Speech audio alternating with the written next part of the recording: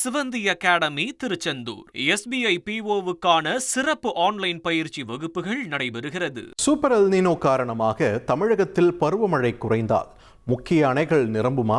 கடந்த ஆண்டும் இந்த ஆண்டும் இதே நேரத்தில் நிலைமை என்ன என்பதை ஒப்பிட்டு விளக்க இணைகிறார் எமது சிறப்பு செய்தியாளர் Ranjith. Over to you Ranjith. வணக்கம் நேயர்களே. உலகின் பல்வேறு நாடுகளை சூப்பர் எல் நீனோ இப்போதே ஆட்டம் காண செய்திருக்கிறது. குறிப்பாக பசிபிக் பெருங்கடலின் மேற்பகுதியில் 2 டிகிரி செல்சியஸ் வரை அந்த வெப்பமானது கூடும் என்று விஞ்ஞானிகள் எச்சரிக்கை விடுத்திருக்கிறாங்க. இதன் காரணமாக உலகின் பல்வேறு நாடுகளில் இப்போதே அதன் பாதிப்பு தெரிய தொடங்கிவிட்டது. ஐரோப்பிய நாடுகளில் குறிப்பாக சொல்லணும் அப்படின்னா இதுவரை வெப்ப அலையின் தாக்கத்திற்கு 1300க்கும் அதிகமானவர்கள் உயிரிழந்திருக்கிறார்கள். மக்களின் இயல்பு வாழ்க்கை வெகுவாக பாதிக்கப்பட்டிருக்கின்றது. சரி, இந்த சூப்பர் எல் நீனோவால் என்ன நடக்கும் அப்படின்னா ஏற்கனவே விஞ்ஞானிகள் சொல்லியிருப்பது என்னன்னா, உலகின் பல்வேறு பகுதிகளில் என்ன நடக்கும்னா, ஒரு பக்கம் மிக கடுமையான வறட்சி இருக்கும், இன்னொரு பக்கம் அளவுக்கு அதிகமான மழைப்பொழிவு இருக்கும். அப்படி இருக்கும்போது இயற்கையில் மிக பெரும் ஒரு மாற்றம் ஏற்படும், அது மக்களை வெகுவாக பாதிக்கும் அப்படின்னு சொல்லியிருக்கிறாங்க. இந்த நேரத்தில் இந்த சூப்பர் எல் நீனோவால் இந்தியாவிலும் நடப்பு தென்மேற்கு பருவமழை மீது மிக பெரும் ஒரு தாக்கத்தை அது ஏற்படுத்தி இருக்கின்றது. இந்த நிலை இப்படியே தொடர்ந்ததுன்னா இப்பவே இந்தியா முழுக்க பார்த்தீங்கன்னா நடப்பு ஜூன் மாதத்தில் பெய்திருக்க வேண்டிய அந்த சராசரி மழைப்பொழிவு பார்த்தீங்கன்னா 172 மில்லிமீட்டர் பெய்திருக்கணும். ஆனால் இது 111 மில்லிமீட்டர் மட்டுமே பெய்திருப்பதனால ஏறக்குறைய 35% வரை மழைப்பொழிவானது குறைந்து விட்டது அப்படின்னு மத்திய அரசுக்கு இந்திய வானிலை ஆய்வு மையமானது ஒரு எச்சரிக்கையை விடுத்திருக்கிறாங்க. இந்த நேரத்தில் இதே நிலைமை தொடர்ந்ததுன்னா தமிழகத்தில் முக்கிய அணைகள் நிரம்புமா அப்படிங்கிற ஒரு மிகப்பெரிய ஒரு கேள்வியானது எழுந்திருக்கின்றது. சூப்பர் எல் நீனோவின் தாக்கம் தமிழகத்தில் எத்தகைய தாக்கத்தை ஏற்படுத்தும், முக்கிய அணைகள் நிரம்புமா அப்படின்னு நம்ம பார்க்கும்போது இந்தியாவில் பாருங்க, ஜூன்ல மழைப்பொழிவு வழக்கமாக ஜூனில் 16.5 சென்டிமீட்டர் வந்து பெய்யணும். அதாவது மழைப்பொழிவு இப்போ 9.95 சென்டிமீட்டர் மட்டுமே பெய்திருக்கிறது. ஒட்டுமொத்தமாக இது 40% பற்றாக்குறை என்று சொல்லப்படுகின்றது. இதே போல நம் அண்டை மாநிலமான கேரளாவில் இயல்பான மழைப்பொழிவு ஜூனை பொறுத்த வரைக்கும் 64 சென்டிமீட்டர். ஆனால் மழைப்பொழிவு வெறும் 42 சென்டிமீட்டர் தான் இருக்குது. அங்கேயும் 34% மழைப்பொழிவானது பற்றாக்குறையாக இருக்கின்றது. மற்றொரு அண்டை மாநிலமான கர்நாடகாவை எடுத்துக்கொண்டாலும் இயல்பான மழைப்பொழிவு 20 சென்டிமீட்டர், ஆனால் 12 சென்டிமீட்டர் மட்டுமே பெஞ்சிருக்கு. இப்போ இதனால பற்றாக்குறை வந்து 39%. இதே போல பாருங்க, இப்ப நம் தமிழகத்தை பொறுத்த வரைக்கும் இந்த சீசன், அதாவது வடகிழக்கு பருவமழை தான் நமக்கு வந்து மிகப்பெரிய ஒரு மழைப்பொழிவை கொடுக்கும். இப்ப இருக்கக்கூடிய அந்த ஒட்டுமொத்த இந்தியாவுக்குமான சீசன் வந்து தென்மேற்கு பருவமழை. இந்த தென்மேற்கு பருவமழையை பொறுத்த வரைக்கும் தமிழகம் வந்து மழை மறைவு மாநிலம் தான். அதனால ஜூன்ல மழை எப்படி இருந்திருக்கு அப்படின்னு பார்க்கும்போது இயல்பான மழைப்பொழிவு 5 சென்டிமீட்டர், ஆனால் மழைப்பொழிவு 7.2 சென்டிமீட்டர், 42% அதிகம் என்று சொல்லப்படுகின்றது. ஆனால் இனி வரக்கூடிய இந்த ஜூலையில் வழக்கத்தை விட மழைப்பொழிவு வந்து குறைவாகத்தான் இருக்கும் அப்படின்னு இந்திய வானிலை ஆய்வு மையம் ஏற்கனவே எச்சரிக்கை விடுத்திருக்கிறாங்க. அது மட்டும் இல்லாமல் நம் தமிழகத்தில் இருக்கக்கூடிய முக்கிய அணைகள் பலமும் வெளி மாநிலங்கள் கேரளா, கர்நாடகா இந்த மாதிரி மற்ற மாநிலங்களில் இருக்கக்கூடிய அந்த அணைகள் நிரம்பினாதான் அங்கே இருக்கக்கூடிய தண்ணீர் வருவதன் மூலமாக இங்கே இருக்கக்கூடிய அந்த அணைகள் நிரம்பும். அப்படி இருக்கும்போது தற்போது பெய்திருக்கின்ற இந்த மழை வந்து ஒரு பெரிய தாக்கத்தை வந்து எந்த வகையிலும் ஏற்படுத்தவில்லை என்பது குறிப்பிடத்தக்கது. இந்த நேரத்தில் நம்ம பார்க்குறோம், இப்போ இந்தியாவை பொறுத்த வரைக்கும் பார்த்தோம் 172 மில்லிமீட்டர் பெஞ்சிருக்கணும். இதே போல தமிழகத்தில் முக்கிய அணைகளில் நீர் இருப்பை நம்ம பார்க்குறோம் அப்படின்னும் போது சேலம் மாவட்டத்தில் மேட்டூர் அணையின் மொத்த நீர்மட்டம் 120 அடி, பவானி சாகரில் 105 அடி, அமராவதியில் 90 அடி. இப்போ விவசாயிகளுடைய மிக பெரும் வாழ்வாதாரமாக இருப்பது மேட்டூர் அணை. ஒவ்வொரு ஆண்டும் ஜூன் 12ஆம் தேதி வந்து மேட்டூர் அணை வந்து குறுவை சாகுபடிக்காக திறக்கப்பட வேண்டும். இந்த ஆண்டு ஜூன் 12 திறக்கப்படவில்லை. காரணம் என்னன்னா, போன வருஷம் இதே மாதம் ஜூலையில் 120 அடி தண்ணீர் இருந்திருக்கு. அப்ப குறுவை சாகுபடிக்காக தண்ணீர் திறக்கப்பட்டது. தற்போது 77 அடி மட்டுமே தண்ணீர் இருக்கிறது. பவானி சாகரில் கடந்த முறை இதே மாதத்தில் 94 அடி நீர் இருந்திருக்கிறது. இப்போது வெறும் 53 அடி மட்டுமே நீர் இருக்கின்றது. அமராவதியில் 88 அடி கடந்த முறை, இப்போது 38 அடி மட்டுமே நீரானது நிரம்பி இருக்கின்றது. இதே போல மற்றும் சில முக்கிய அணைகளை நம்ம பார்க்கிறோம். முல்லை பெரியாறு எடுத்துக்கொண்டோம் அப்படின்னா ஒட்டுமொத்த 152 அடியில் போன வருஷம் இதே ஜூலை மாதத்தில் 136 அடி இருந்திருக்கின்றது.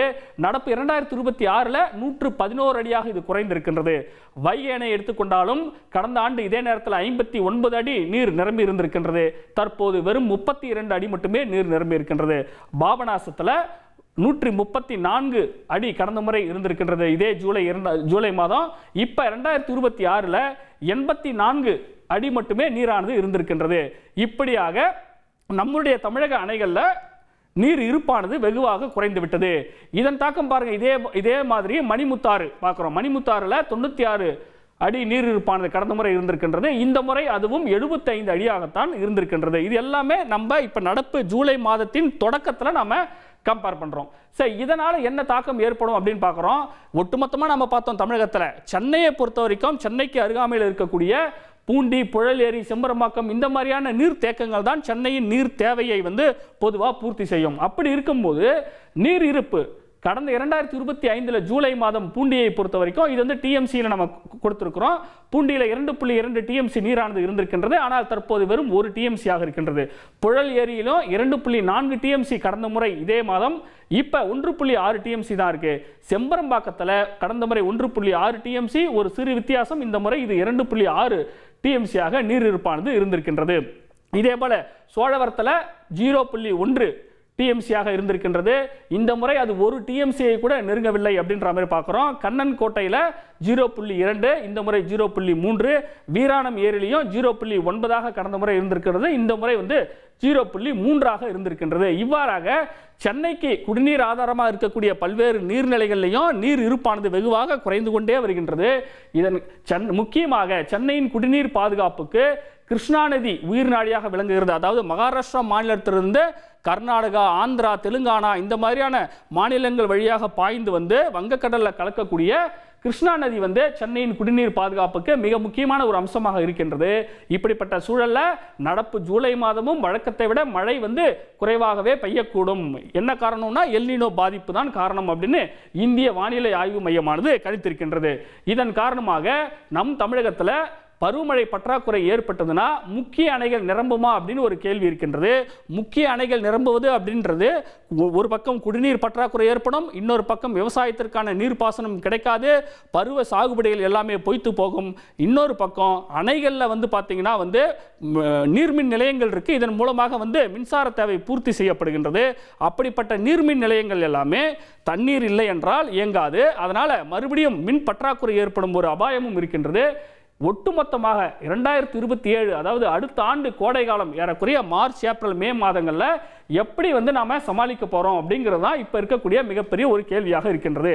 சரி, ஐஎம்டி மத்திய அரசுக்கு அலர்ட் கொடுத்துட்டாங்க. ஜூலையிலும் மழைப்பொழிவு குறைவாகத்தான் இருக்கும்.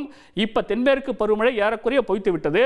இனி வரக்கூடிய வடகிழக்கு பருவமழை எப்படி இருக்கும் அப்படின்னு சொல்ல முடியாது. ஒருவேளை வடகிழக்கு பருவமழை காலமும் மொத்தமாக பொய்த்து போயிடுச்சு, சூப்பர் எல்னினோ காரணமாக நாடு முழுவதும் ஒரு தண்ணீர் பற்றாக்குறை ஏற்பட்டதுன்னா என்ன செய்யலாம் அப்படின்னு பிரதமர் மோடி இப்பவே வேளாண் துறை, நீர்வளத்துறை, மின் மற்றும் உணவுத்துறை அமைச்சங்கள் எல்லா அமைச்சங்களையும் அவசரகால செயல் திட்டங்களை வகுக்க வேண்டும் என்று கேட்டுக்கொண்டிருக்கிறார். அவசரகால செயல் திட்டம் அப்படின்னு பார்க்கும்போது எல்லாமே மாற்று ஏற்பாடு தான். குடிநீருக்கு பற்றாக்குறை ஏற்பட்டதுன்னா என்ன செய்யறது, விவசாய பரப்பு, சாகுபடி பரப்பு குறைந்து உணவு தானிய உற்பத்தியும் குறையும், அப்படி ஒரு நிலைமை வந்தா என்ன செய்யறது அப்படின்னு சம்பந்தப்பட்ட அமைச்சகங்களை எல்லாம் மாற்று ஏற்பாடுகள் செய்யுங்க அப்படின்னு கேட்டுக்கிட்டு இருக்காங்க.